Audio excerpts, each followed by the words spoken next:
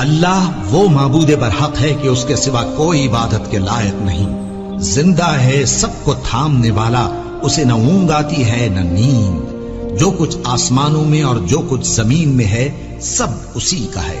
کون ہے کہ اس کی اجازت کے بغیر اس سے کسی کی سفارش کر سکے؟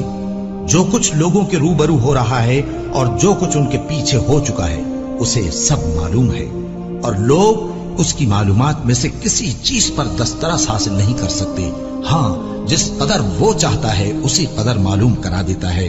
اس کی بادشاہی اور علم آسمان اور زمین سب پر حاوی ہے، اور اسے ان کی حفاظت کچھ بھی دشوار نہیں۔ وہ بڑا عالی رتبہ ہے، جلیل القدر ہے۔